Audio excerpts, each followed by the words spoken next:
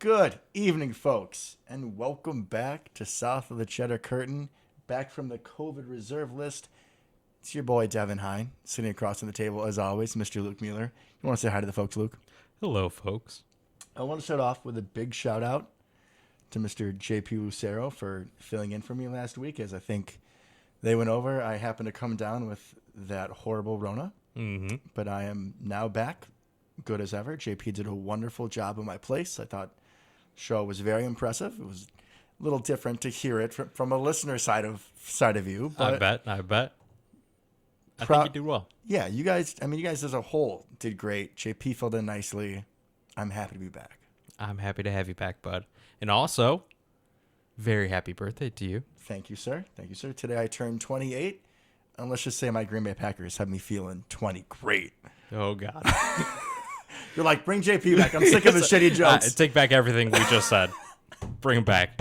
I do want to say I have a little something for you at the end of the show. At the end of the show. Yeah, we'll go, don't worry. Don't worry. Just a little tease for Little you. tease? For you and all the people that are not going to care listening. They're going to care. I think they're pretty invested.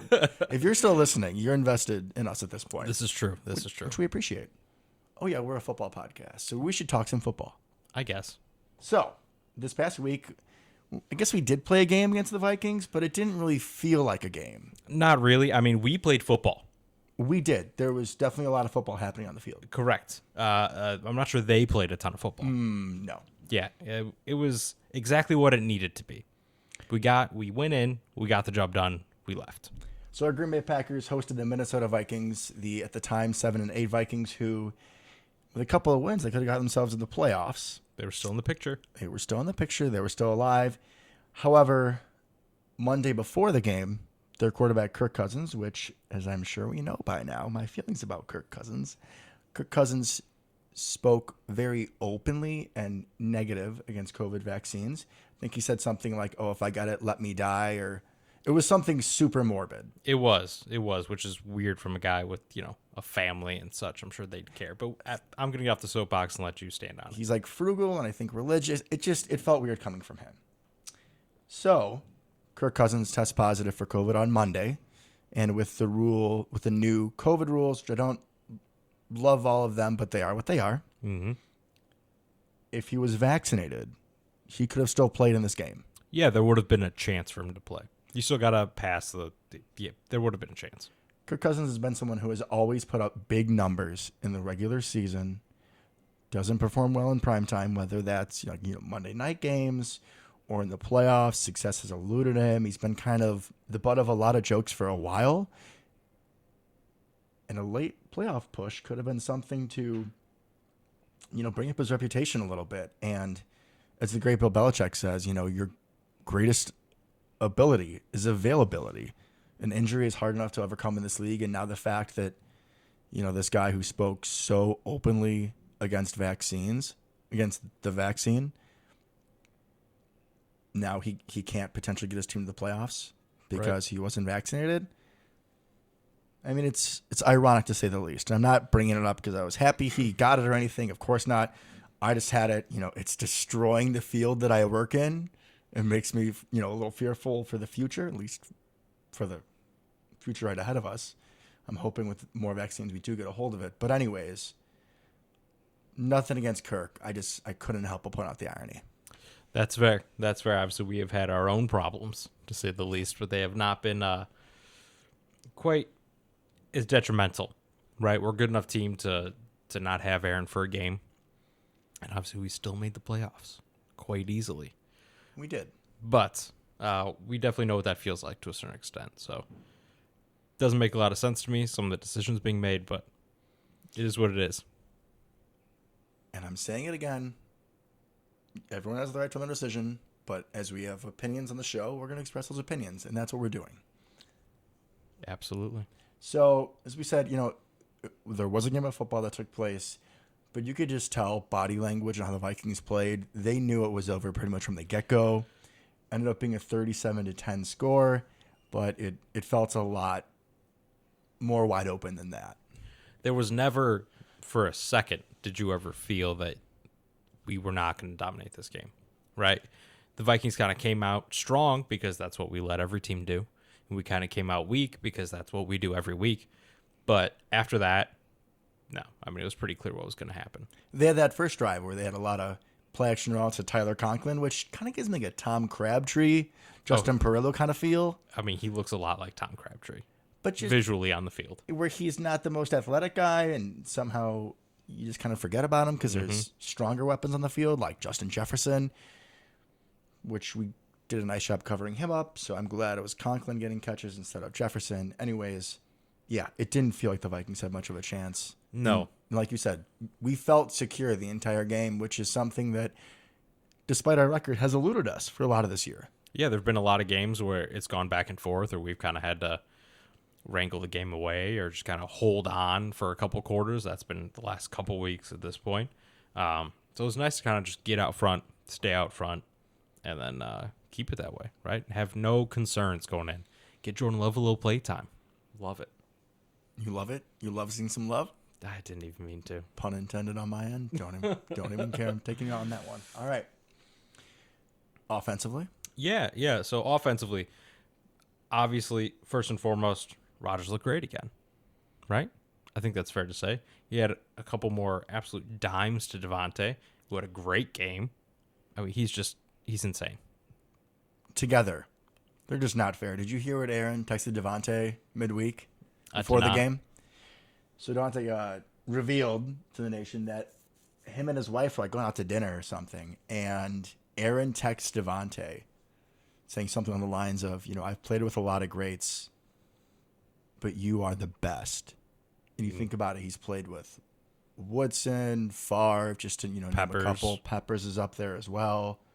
Matt Flynn. Sorry, it's my birthday, folks. Might get some bad references in here tonight. Jeff Janis. Obviously, Jeff Janis. Devontae probably looked at his wife and was like, you might need to drive. Yeah. Because I think he said he cried, dude. Yeah, he was tearing up. Like, it's a big statement to say, and it's nice to hear that it was that impactful. It meant that much to him. Their relationship on both ends is so genuine, and it's so great to see, right? It really is. I mean, you talk about the relationship between quarterback and wide receiver all the time. And Rodgers has had some really great ones over the years. Him and Cobby, right? Calls him one of his best friends. Obviously, him and Jordy. Love me some Jordy. Who doesn't love some Jordy? Exactly. Shout out to Jordy in Kansas right now. If you don't, unsubscribe immediately. Continue. That's fair. I'm not sure we can lose any at this point, but that's fair. But he builds relationships with wide receivers. That's something that's very important to Aaron. So the kind of relationship he has built with Devontae is one that you clearly see the effects of on the field. Those back shoulders, those crazy little, he just kind of looks over at him and they change the play on their own just with that eye contact. Like, it's nuts what those two can do together. Twin telepathy. They basically have it at this point.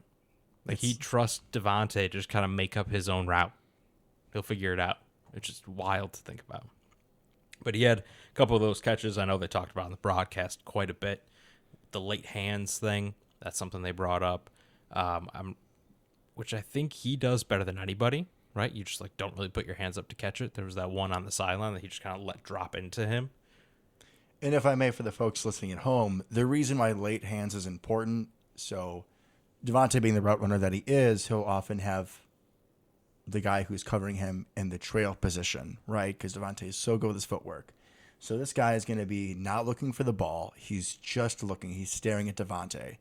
So a lot of receivers, when you see the ball, your eyes get real big, and then you throw your hands up, and the defensive back knows, okay, now it's my time to throw my hands up. And if you time it properly as a DB, you can bat the ball away in completion. Luke bringing up late hands means that Devontae is able to bring his hands up so abruptly.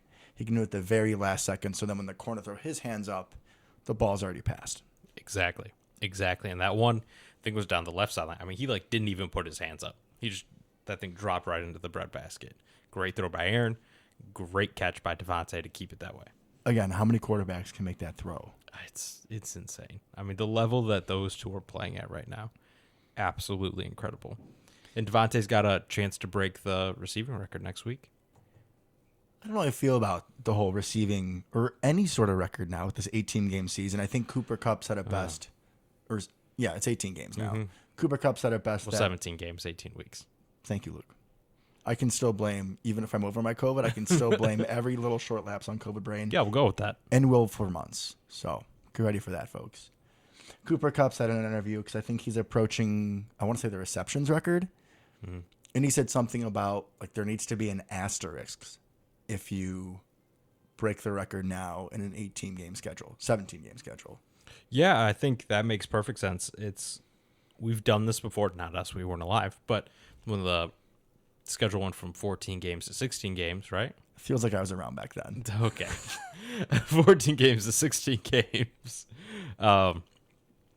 Yeah, you're going to naturally break records, right? The rushing record will fall at some point. Not this year, obviously, but a lot of the passing records will fall. All the kind of counting stats at some point will, just because of that extra game. I mean, that's a lot of time. Significant. We could do the math about it, but I don't want a headache tonight. Absolutely not. We're not going to get into the percentages. Go listen to another podcast for that. This isn't a math show, folks. Absolutely not. So, running backs. I want to bring up running backs. Did you notice anything that we may have been asking for weeks at this point that we saw in this game? There's a lot to love out of the running back position. Absolutely. Luke has been banging on the table, as I'm sure a lot of Packer Nation has, and as I have to a lesser extent, to see Aaron Jones and A.J. Dillon in the backfield together. Mm-hmm. The amount of creativity we can have with jet sweeps, with just different looks, whether you bring one on the inside, one on the outside. We saw a lot of different looks, probably the most we have all season. Would you agree? I would agree, which is interesting that it was this game because we didn't need to, but I loved it. We did do a jet sweep with Aaron Jones. It was beautiful. Didn't do much, but it was beautiful. What do we always talk about? What does it give them, Luke? One more thing to prepare for. Exactly. I believe we saw A.J. Dillon lined up as a fullback. I mean, I'm here for all of it. I want all of the creativity with those two on the field together because you never know what's going to happen given their versatility. Either one can go out for a route. Either one can run up the middle. Either one can kind of run outside. So many options with those two. And A.J. Dillon's a big dude. He could play fullback if he had to. I mean, it's not somebody you're hoping comes and blocks you. He's going to run you over anyways. He's going to make you feel about it tomorrow too, Exactly. Right? You think about the cold weather. No one likes being out in the cold. Mm-mm. I don't. It's terrible. You know, you hit your hand on your car door or something and it hurts because it's cold outside. Yeah, A.J. Dillon is 200-something pounds. Mm-hmm. And he makes you think about it, and you're going to feel it tomorrow. We talk about how we use our backs, right? I think this is probably the best we've used them, not only with putting them both on the field together, but this is probably the best Aaron Jones has looked all season. 8 carries, 76 yards, and I think we use the term in our texts, thrasher. Yeah, I mean, he looked really explosive, just taking chunks out of the defense, which I love. And you're right. It's the best we've utilized them because Aaron Jones also got a lot of pass work. I think he had 5 catches or something like that. So that's a beautiful way to utilize him. So he got his 13 touches, which obviously you kind of hope is more, but towards the end of the game, you know, Patrick Taylor gets in and all that kind of stuff. Who even Patrick Taylor? Patrick Taylor did a little truck stick. And I was He like, did. good for you, son. He did. Good job, Good sir. for Patrick Taylor, right? We love seeing production out of RB3. Hasn't always happened over the years. We've struggled with production out of RB1 over the years. Definitely RB2. So this is...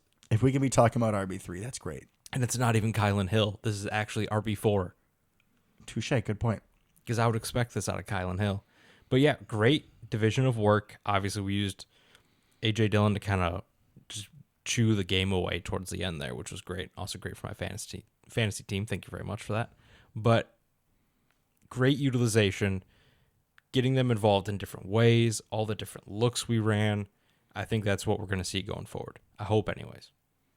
It was great to see. And it was just great that both of them had such a good night. I felt like for a lot of the season, it's been A.J. Dillon going off, and then like you wonder how Jones is doing, if he was banged up or just not involved as much. But this really felt like, even if the carries were definitely more in Dillon's favor, they just equally had like a big of impact. I would completely agree.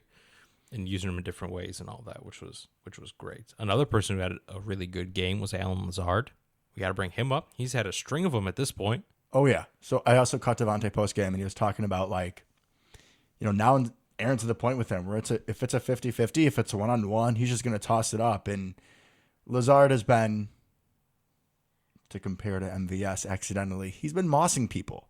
He's been going up and over on 50-50 balls and saying, that's mine, I'm going to get that. You add that to his game, you add that to this offense.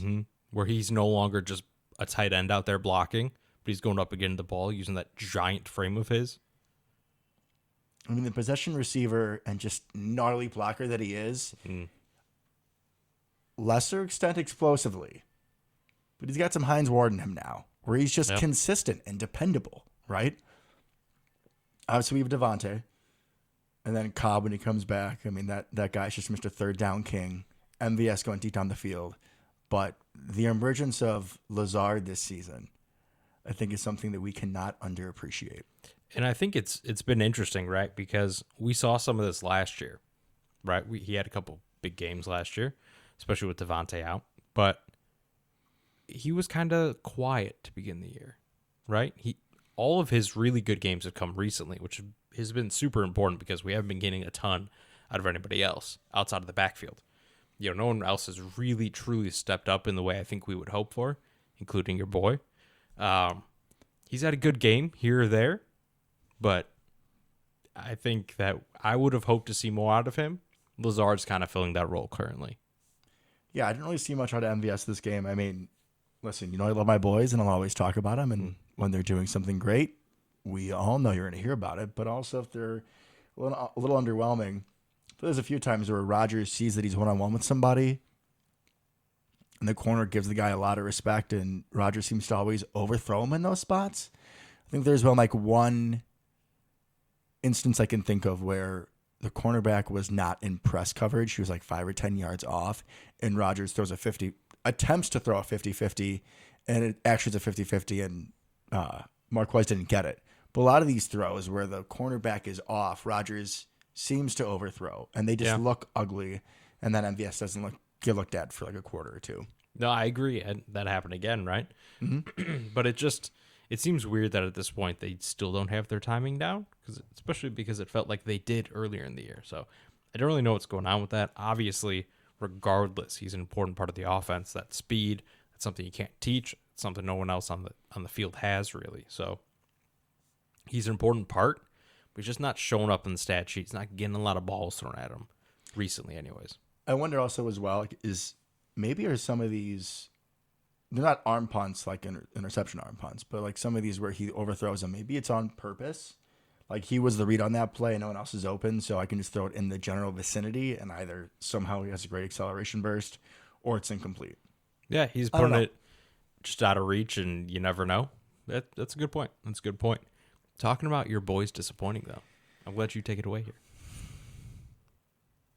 So when one of us calls something, even if it's weeks or months ago, it needs to be brought up exactly. And when Big Bob, McHenry's own, Robert Tunyon, when he went down with his injury, Luke and I were discussing the should-be obvious replacement, Josiah DeGuara, and Luke was a little skeptical about Josiah's ability to go down the seam, which is a big part of being a tight end, and spreading the field vertically.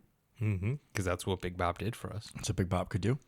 And in the first quarter, when the Packers were driving, Aaron threw the ball right into the lap of Josiah, probably went on a 20, 25-yard touchdown down the seam, right in the middle. And Rodgers hit him right in the numbers. And Josiah just dropped it. He didn't even attempt to catch it the correct way. He had his hands facing the wrong direction. I'm going to trust you on that one because I didn't go to the replay. You don't want to. Big surprise. He was kind of trying to basket catch it, but the ball placement, you can't do that. You got to have palms out, form a triangle with your fingertips. That's really the only way to catch a ball in the area that it was thrown. It was a good ball, very catchable. It looked awkward from him. Yeah, and that's exactly, and you brought her up in our text, so I appreciate that. Give me a little credit. But that's exactly what I've been worried about with it. That's the piece that's been missing, I think. At least from that position. We haven't missed it a ton as an offense, but from that position. I think the shitty thing about that play is, too, that it's not even a 50-50 ball, right? You think of a lot of tight ends going down the seam. You think of using your verticality, your vertical height, right, to be able to go up and over maybe the linebackers and then make sure you're tall enough to prevent the ball from going to a safety on an overthrow.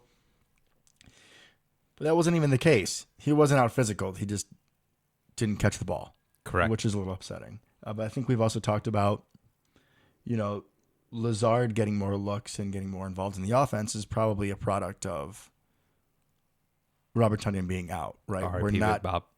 R.I.P. Big Bob. We're not just trying to one-for-one replace Big Bob with Josiah. That even if Lazard is lined up technically as a wide receiver, he's often in the slot. He's often right off the tackle. He's more in line than you would think from a traditional wide receiver.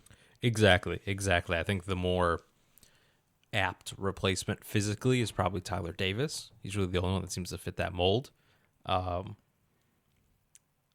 catches, 9 yards, getting involvement. I didn't say he did great, but he's doing something, man. he is, and I'll take it honestly. But like Dominique Daphne is a fullback. At least that's his body type at this point. Obviously, big dog. Devin's face right now. I was thinking the same thing, but I'm trying to shit talk a little bit less. Sorry, Dominique, but show us something, please. So Dominique is essentially a fullback. Big dog's essentially a tackle. Dominique's also number 49, I believe. You're in the 40s. Fullback number. Unless you're Dallas Clark, you're a fullback. Exactly. That's just the way it works. So yeah, we really don't have a guy even in kind of the same athletic sphere as Big Bob. So besides Tyler Davis. So it's interesting. It's interesting to see how we kind of utilize those guys. Josiah, to his credit, has had some big games this year. He's shown up. There's just not necessarily in those more traditional, what we've seen the last couple of years out of Big Bob, route trees at this point. But that's okay. That's okay. Production. I'll take it at this. I'll take it. As renting the home stretch, I feel better about him as a whole now than I did when Big Bob went out. Absolutely. He has definitely shown enough that when the ball gets thrown to him, I don't cringe. That's all we can ask for. That's all I can ask for as he being one of my quote-unquote boys. Exactly. So, to defense we go. I think after playing Cleveland and Nick Chubb running all over us, we're lining up against this Vikings team, despite the fact that they would not have Mr. Kirk Cousins.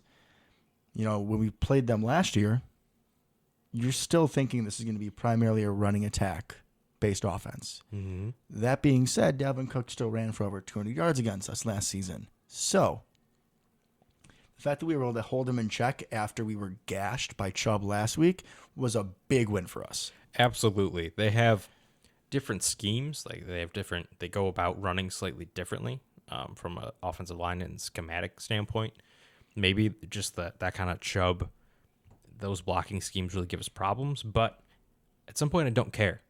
We stopped the run. Devin, who was the leading rusher for the Vikings? Second coming of Michael Vick, Sean Mannion.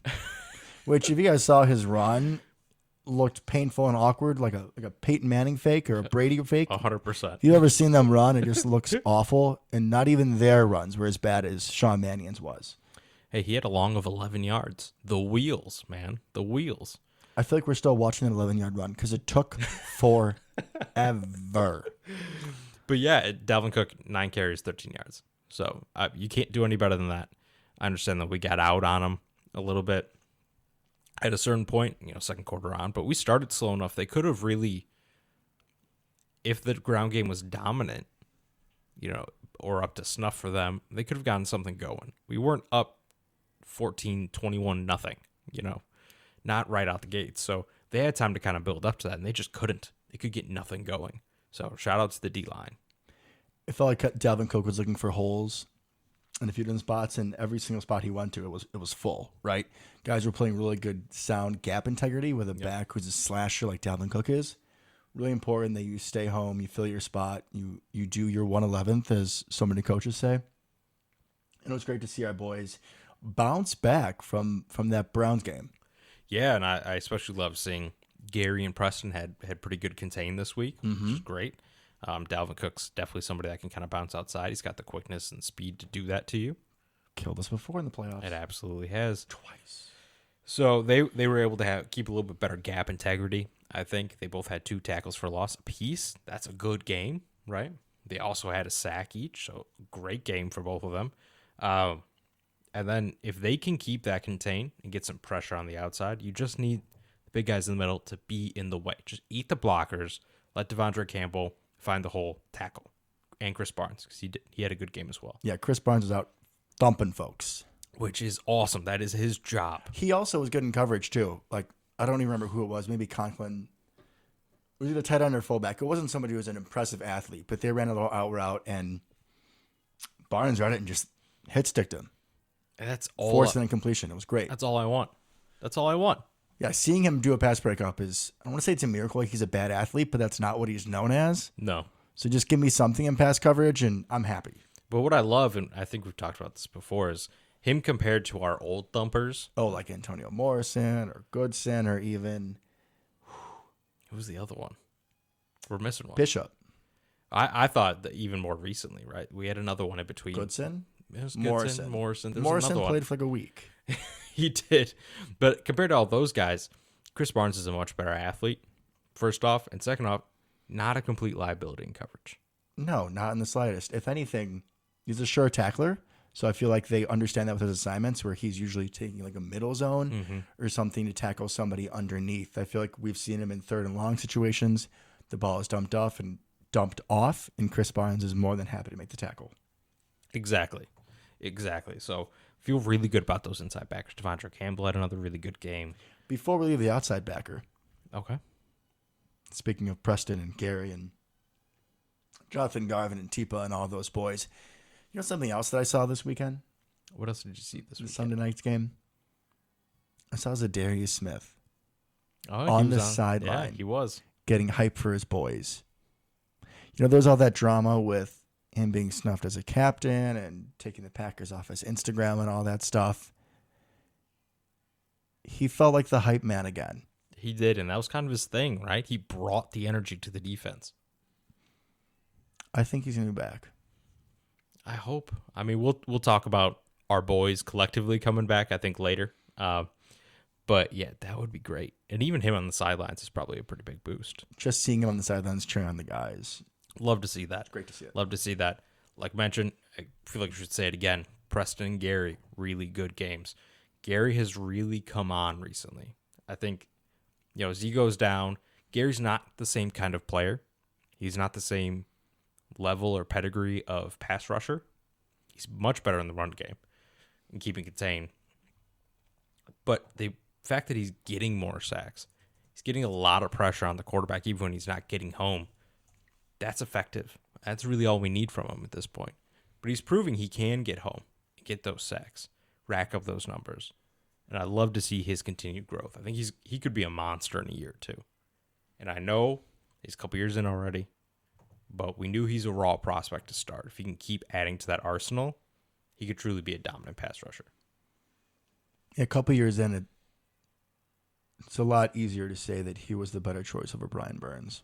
Yeah, Burns is much more flashy, without a doubt, and came with a very good skill set to do one particular thing. I think Gary's the better overall player. Yeah, raw prospect.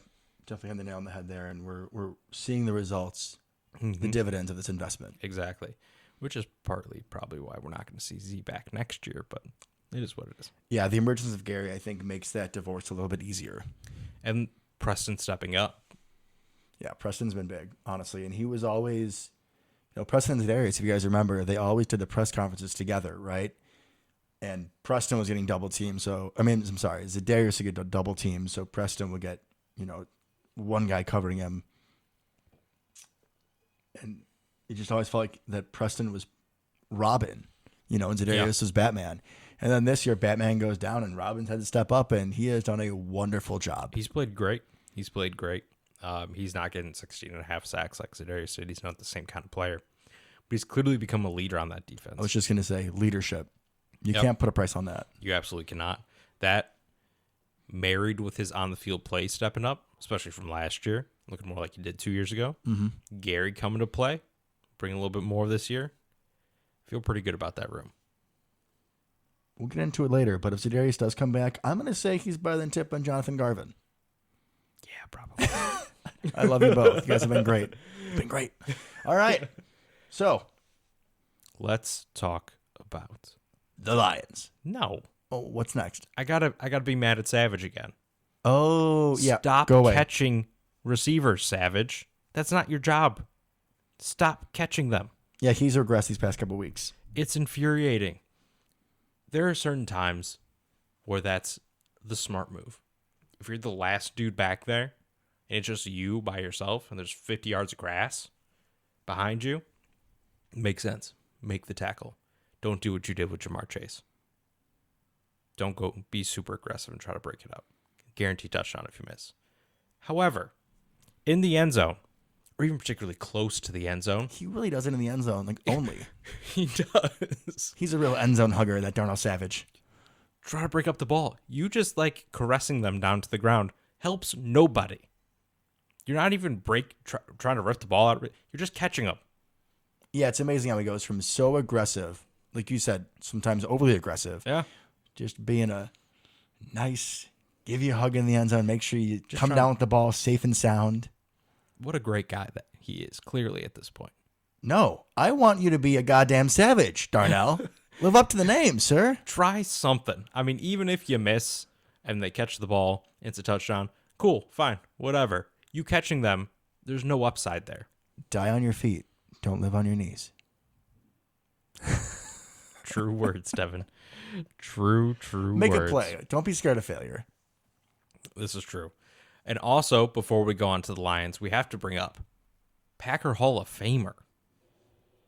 The man that has single-handedly resurrected an entire third of the game for us. David Moore, thank you very much for joining the team and catching a punt. How did I almost forget about David Moore? I don't know, honestly. We talked about him right before we came on. We did. Maybe I thought that was part of the show. It wasn't just us talking and catching up. Yeah, Mr. David Moore. He had 0 muffed punts. 0. I feel like we should have been keeping that track of that as a stat the entire season. So Mr. David Moore, who is a formal Seattle Seahawk. I mean, he's bounced around a few teams, but I know him as a Seattle Seahawk. Correct. Felt a little awkward when we brought him in because Sea chickens and all that. Sea chickens. We're not big fans of that team. But Mr. David Moore not only caught the ball, as in not muffed the ball, he had a couple of nice returns. He averaged 11 yards per return.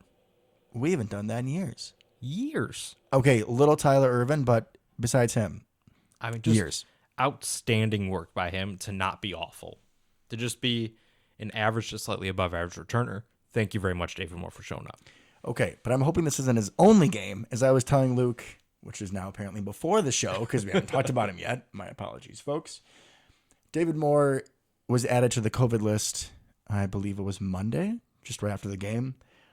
And there were a few other guys that were added to the list, and based on the verbiage that I read, it looked like that David Moore was maybe brought back down to the practice squad, which I would think is a very poor choice. I would take him over Malik Taylor or Rodgers, and we had suited one of them up, if not both of them, every single game. Mm-hmm. So if we do not suit up Moore and suit up one of those two instead, that is a massive oversight, and I will not be happy. I agree completely. He's proven he can do our biggest bugaboo on special teams at this point, because Mason's been the Silver Fox. Has been great recently. Knock on wood. Several times to keep that going. But he single-handedly gave us a return game. So something that Malik Taylor and Amari Rodgers have both failed to do already this year. Just let David Moore go back there. Don't activate one of the other two to send him back down. Please leave him on the 53. Let him dress. Let him return punts. And that's it. Also, he was an actual player for the Seahawks. He was receiver 3 or 4 for a bit and saw significant snaps. Correct. So he's capable. He's still young. I mean, he's not even an old guy. He's 26, younger than we are at this point. But vomit. I know, right? But he's an actual NFL player. Yeah, if he's receiver 4 or 5, which he would be, I'm not feeling bad about that. I would take him over Malik Taylor or Amari Rodgers in the passing game as well. Yeah, I would agree. I'd keep Winfrey above him at the moment, anyways. But that's fair. But I think that's probably where the line is at the moment. Yeah, that makes sense. That's fair. We're good with that. That's a plethora of riches if he's our number 5, 6. I'm not counting that far. Once again, math. Wrong podcast. This isn't a math podcast, folks. If you want to go somewhere else. Now we can talk about the Lions. However, when we start with the Lions, What do I you want to talk put this in context a little bit.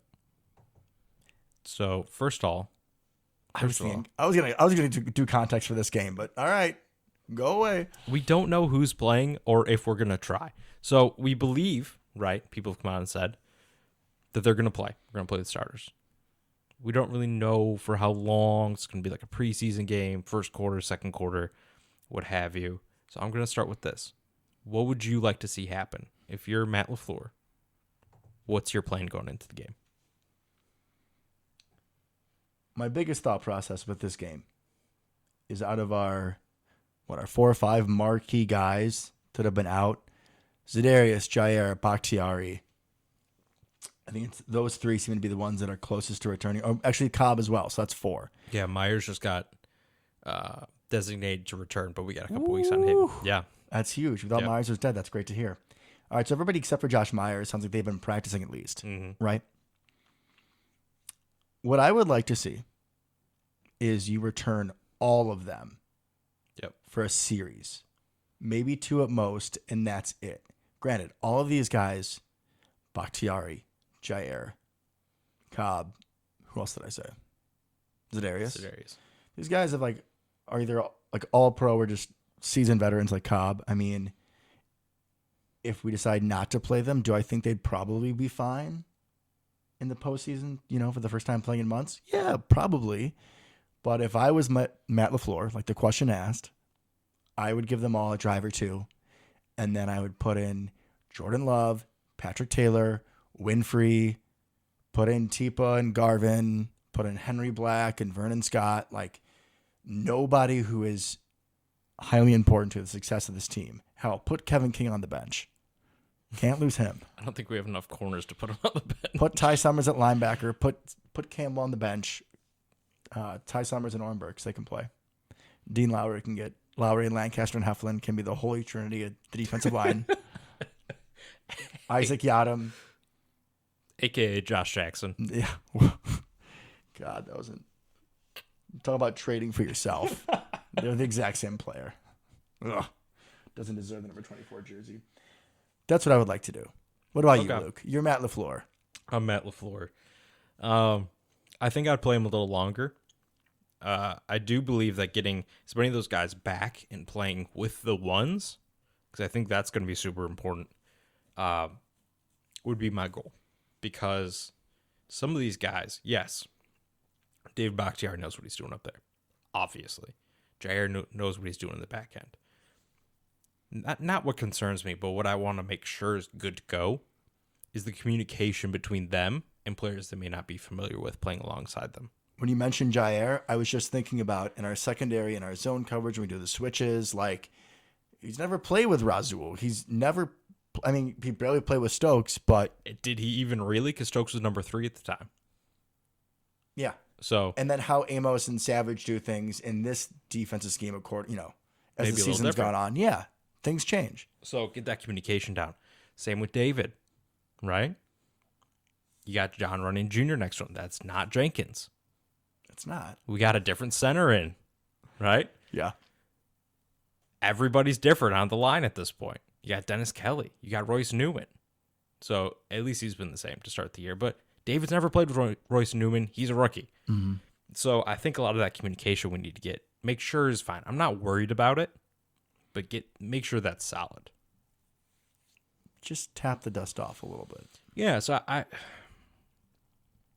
I think the goal would be come out, guns blazing, all gas, no brakes for a quarter. That was very LaFleur of you. Good job. There you go. Really embracing the role. Thank you. Try to get into character. That's what I would want. Go up 21-0 in the first quarter. Rest everybody. I want to see Jordan Love. It's a very big game for Jordan Love. So speaking of Jordan Love, there's another angle to this game which we need to dive into. I'm ready. So if we take my theory, where the starters play a minimal amount of time, Jordan Love, after his rough start against the Chiefs, has another opportunity to show what he can do. Right. Let's just say we give him 3/4 of the game, right? There was another time in one's memory where a certain Packers backup quarterback Number 10 was thrust into a game against the Lions. A meaningless game against the Lions. Luke is nearly pissing himself laughing so hard. So, back in January 1st, 2012, I was at this game when our Green Bay Packers played the Detroit Lions in Lambeau. The greatest day of Devin's life. Probably top 5. This is when I was completely a Matt Flynn fanatic. I was probably the only person that can say that. And You still are. That's okay. I think the Packers had home field advantage locked up. And yeah. It was the 14-1 year. 15-1. 15-1 year. Yeah. Chiefs, damn it. And we didn't know that Flynn was going to be starting over Rodgers. And I'll never forget that when they announced that Flynn was starting, this little kid right in front of me started crying. And I was like, if only you knew what was about to happen. I don't know how I thought that, or it was just my painful optimism at the time. But Matt Flynn made me a prophet. He did. Because he went on and threw for 480 and 6 touchdowns, which are both Green Bay Packer records. They are. So, Matt Flynn gets not released, but doesn't get re-signed in the offseason, and then he goes to Seattle where he signed a 3-year deal worth for $20.5 million. Didn't start a snap for them. They picked Russell Wilson in that draft, and that was the end of that. So Matt Flynn got paid a shitload of money for doing nothing. So the reason I bring this up now is if Jordan Love can play well enough, let's just say he lights it out. There's no way he's getting 40 and 6 touchdowns. A, he's not Matt Flynn. He's not even close.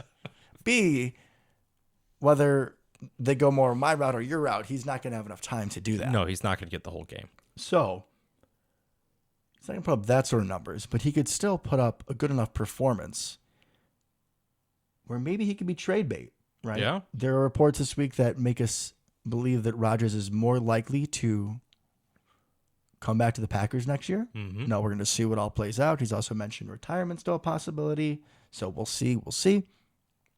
But I think that this could be, putting him out to the nation. This is what he can do. And if he does well enough, maybe we can get him, a draft pick or something for him. We have a very long history of this, actually.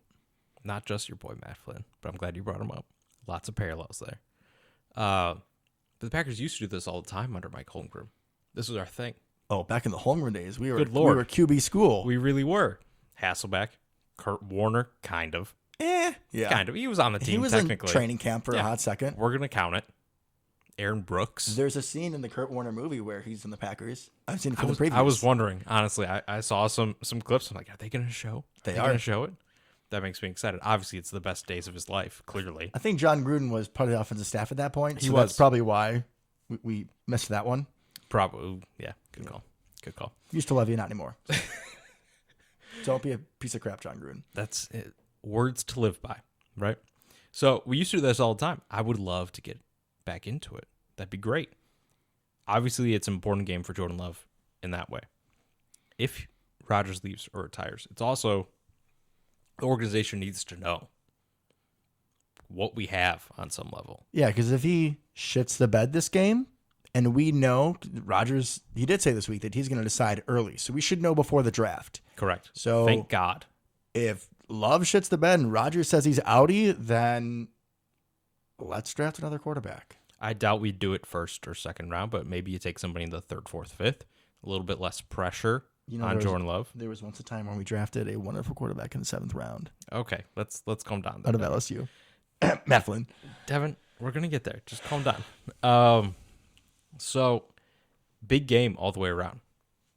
Big game all the way around to see what Jordan Love can do. And I'm, as a lover of not great football players, Devin, we both are. This is who we are. If you guys haven't caught on by now. This is 100% who we are. I want to see Vernon Scott out there, right? I want to see Juwan Winfrey out there. I want to see all these random people that you don't even realize are on the field occasionally. They get a couple snaps a game. That's it. Those are our guys, Devin. I want to see Jack Heflin go out there and play some snaps. I'd look forward to seeing Jack Heflin. I mean, I want to maybe see David Moore catch some passes out there. Yeah, see Tyler Davis as tight end 1. Love it. More Teepa the better. You want to know who I don't want to see out there? Ty Summers.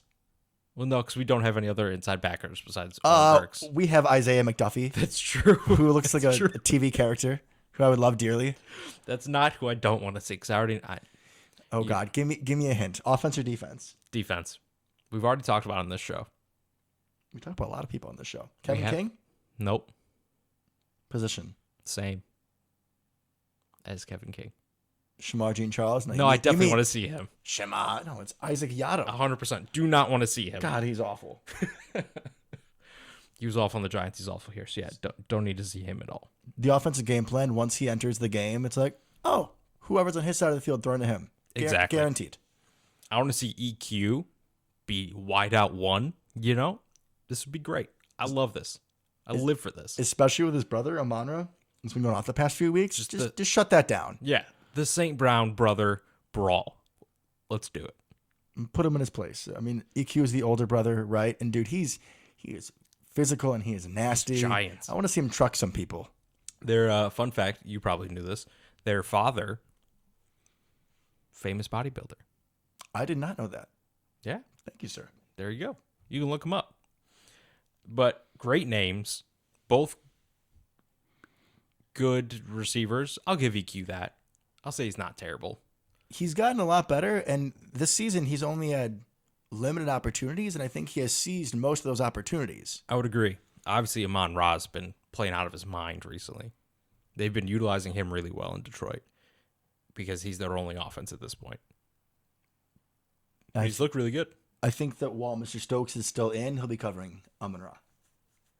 Last few games, last week against the Seahawks, had 8 catches for 111 yards and a touchdown.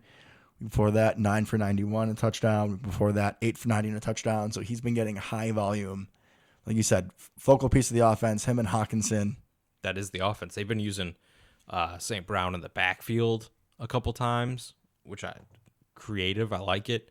Yeah, they're basically just forcing him the ball, forcing themselves to find ways to get him the ball, which is really interesting for a wide receiver who wasn't super heralded coming out of college. Like, good pedigree, went to USC, had a good college career. I don't want to say he fell, but he wasn't that top-tier wide receiver because there's nothing about him that is outstanding. No, I would agree with that. But he shows up. He's a good football player. So I'm interested to see what he has. St. Brown brawl. I like that. Good job. You're welcome. All right. Do you want to go look at the rest of the NFC playoff picture? Where do you want to go now? Yeah, let's go over that before I got your little something for you. So yeah, let's what's the playoff picture look like outside of us on top, because we're the best. I think let's start with a little side story. So Tampa Bay Buccaneers, we got to start there. The Tampa Bay Gronkaneers. Tampa Bay Gronkaneers. So they nearly lost to the Jets, which is a story in and of itself. Hilarious. I think they allowed over 30 points to the Jets, and it took a Tom Brady touchdown pass to another no-name receiver. I believe his name was Grayson Jr. Not Garrett. I'm not Grayson. I don't know. Doesn't matter. No-name receiver for the Bucs. Never seen that before with Tom Brady. Sarcasm. So in the third quarter, it doesn't matter. Antonio Brown, apparently he has been battling an ankle injury all season. He thought that it was getting worse and didn't want to go out in the field. There's a whole bunch of reports back and forth from him and their head coach, Bruce Arians. Arians saying today that Antonio Brown did not go to a trainer or anything. He didn't go up the proper chain of command. And he just told Arians, I'm not going back in the game. And Arians said, well, F you can get out. And then Antonio Brown is ripping off his jersey, his pads, his shirt, his gloves, throwing them all in the stands. And then after that rage, he walks across the field. Through the end zone while the game's going on. Never seen anything like that. Tampa Bay had the ball. It was third down. Like, important play. How did they not stop play when he was doing that is my question. I have no idea. And then right before he walks into the tunnel, he gives the fans a wave. And he seemed very happy the entire time on his way to the tunnel. And he was like jumping around and stuff. Yeah, his Uber driver afterwards, who was this... I'm sorry, folks. This guy looked like a real douchebag, his Uber driver. And he was doing a little interview of AB, and he's like, hey, look who's in the back seat.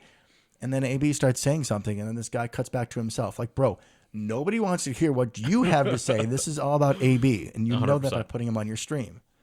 Just an idiot. So, how does this affect our Packers? So, Chris Godwin tore his... There's a CL involved. Yeah, I was going to say ACL. One of them. One of them. He's gone. So, Chris Godwin, who had a good game against us, NFC title game. He's a good player. Got to go back to it, of course. Was the number one target this season. Mm-hmm. He's gone. And then Antonio Brown is now gone. Mm-hmm. It's not what he once was, but he's still a pretty damn good player. Yeah, I mean, he's really stepped up in the absence of Godwin, and Mike Evans has been battling some injuries, so he's really stepped up. I mean, he was torching people. And especially him in the slot, I can just see Shannon Sullivan trying to cover him. That would be terrible. Just not go over really well. But we don't have to worry about it anymore. We don't, so that definitely helps us. So Buccaneers take a little bit of an L there. Mm-hmm.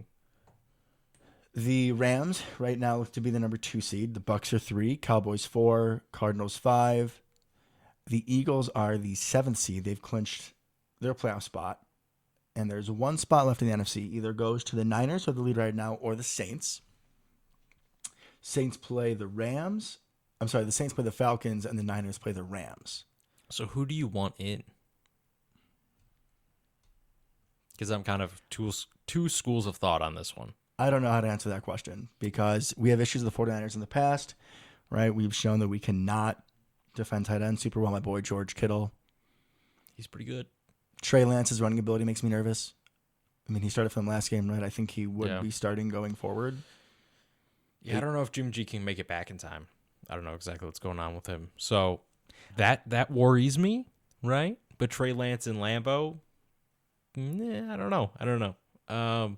And the other side is the Saints, but we always lose to the team that beats us in the regular season. I was just thinking the Saints, yeah. I actually just re-listened to our first podcast talking about that Saints game. So, yeah, normally I would think on paper, I would rather have the Saints, but they would do some bullshit. And Taysom, man, you just don't know.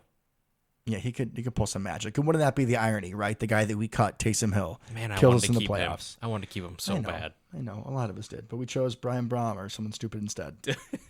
We did. No, it wasn't Brian Brom. It was Brett Hundley. It was someone dumb.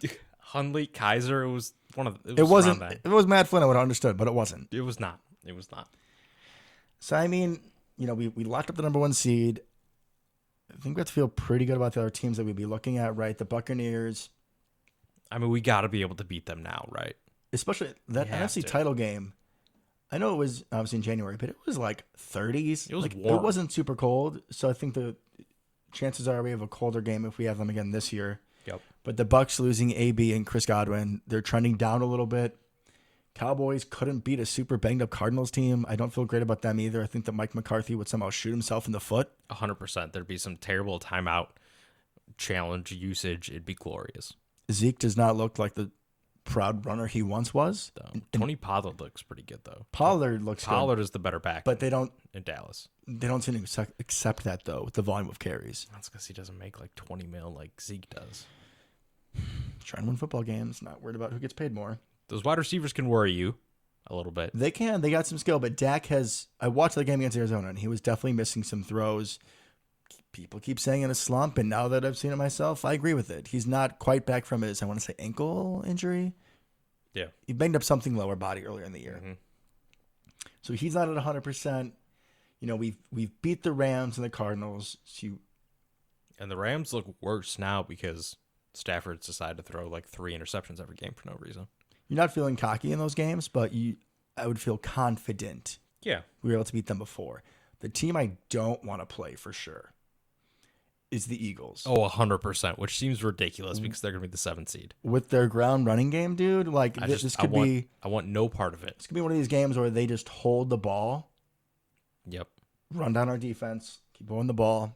We have a weird 3-and-out and a miscommunication, and then they just play ball control. Jalen Hurts makes like 1 or 2 really good plays, and then that's it. And what's his face? Devontae Smith is making insane catches. Yeah, he's not he's good. throwing up crazy numbers, but that man can ball.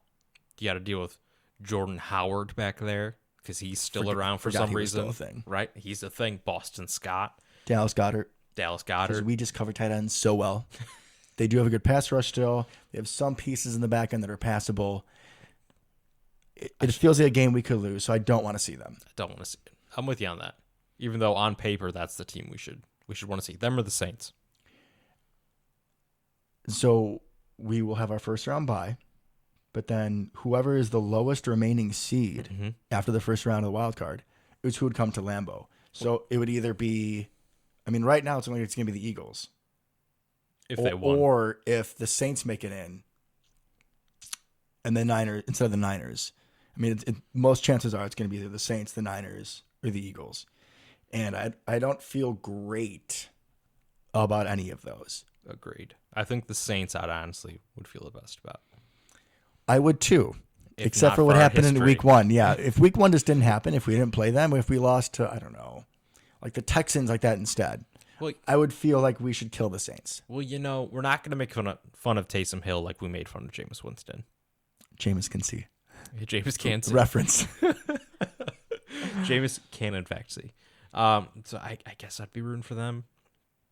And then out of the top seeds, I don't particularly want to play any of them, if I'm being honest. We got a lot of good teams here, but our team has surprised me, right, against the Rams, especially against the Cardinals, with how banged up we were.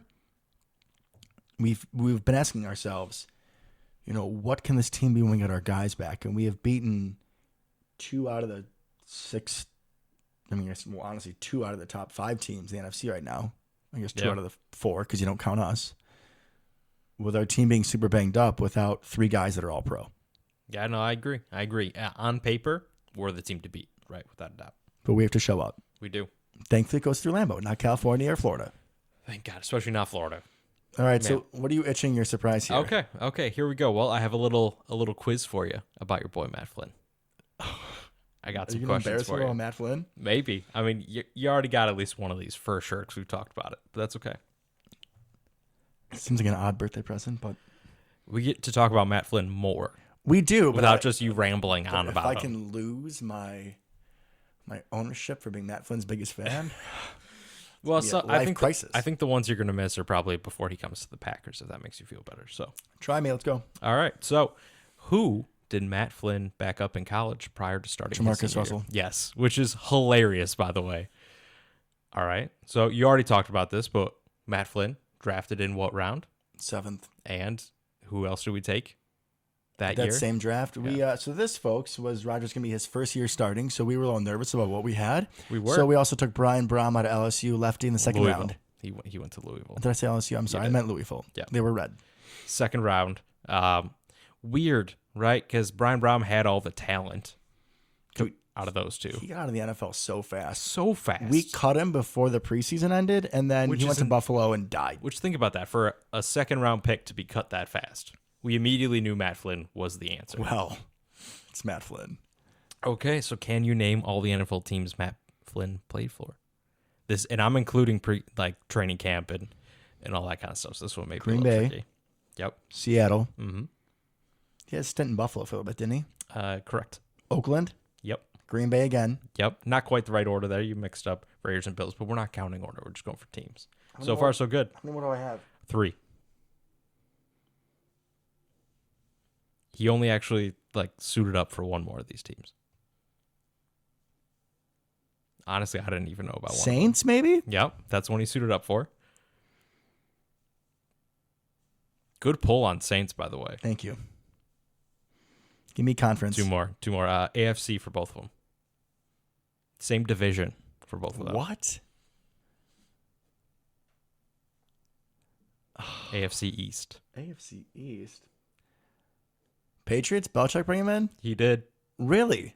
I did not know that. And then, I don't know, Dolphins? Jets. Jets. The only one left in the 50, AFC East 50. after the Dolphins. So he played for the majority of the AFC East. I'm not surprised Belichick signed him. Interesting, right? So how many championships, college and professional, did Matt Flynn win? 2. When? When? Mm-hmm. So, after Jamarcus left, he won the national championship, I want to say 2007. Correct. And then he won the Super Bowl with us in 2010. Yeah, so you're correct on those, but you're missing one. Seattle, did he win a Super Bowl? Nope. Another one in college? Correct, 2003, his redshirt year. Oh, okay. Under Jamarcus, I'm assuming. No, under Woodson? no, Randall, I think. No idea. The guy that came before Jamarcus. No idea. No idea at all. It was an all defense team. Yeah, anyways. How did you comprise this Matt Flynn quiz? This is detailed. Well, I tried look to see if the internet had one. Nope. So I had to kind of create my own. God, the effort. I'm here for you, bud. So final question, and this is mostly just another excuse to talk about this because this is the easiest one without a doubt. What were Matt Flynn's 3 best games as a Packer? Because there were 3. So you had the 486 touchdown. Obviously. And then even though it was an L, when 2010, when we won the Super Bowl that year, we were like fighting for a playoff spot, and we go up to Foxborough because Rodgers got concussed by the Lions. On a short week, we go up to Foxborough, and we eventually lost that game thanks to Dan Connolly, the left guard, like a 50-yard kickoff return because all the shitty special teamers we had.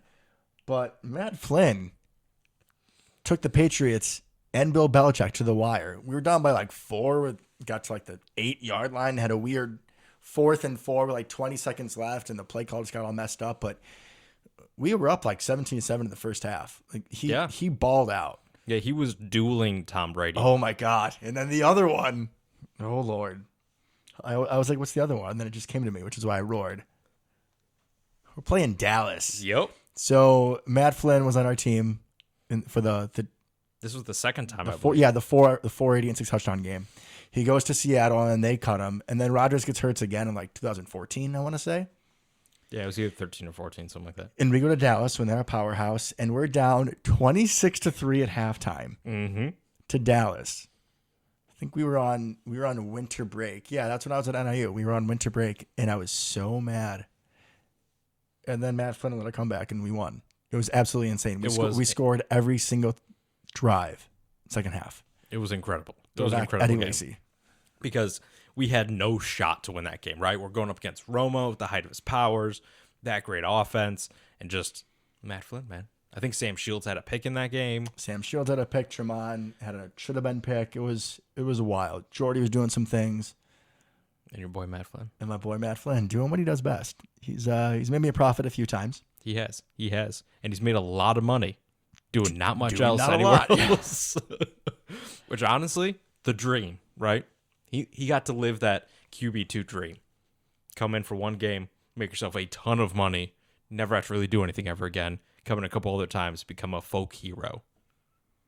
Multiple national championships, as I've learned tonight. Yeah, Super Bowl ring. He's got 3 rings, man. Man's a champion, literally. 3 times over. So I don't think that Jordan Love can come anywhere close to my love for Matt Flynn. That's really lofty standards. It'd be hard for anybody to do that in general. But let's hope he go out and balls out with whatever time he has against the Lions, and maybe we trade him for a draft pick, or we see what we have for the future. Yeah, either way, right? It's if he plays well, it's a win-win. We can ship him off, get something in return, or we feel a little bit better about the future. Just please don't play bad. And nobody get hurt. I'm talking to every single one of you. Except Isaac I was just going to say. Except for you, Isaac Yadam or Amari Rodgers. You guys can get hurt all you want to. Nothing serious. Like, I mean, you're still little people. ankle. You're still people, but if you Kind tweak of. something, it's kind of... Is Isaac a person? Well, folks, I got to say, I'm very happy to be back. I'm happy to have you back, bud. It's been a great episode. It's been a great birthday. I want to thank you all for tuning in as always. And until next time, Go Pack Go. go Pack Go.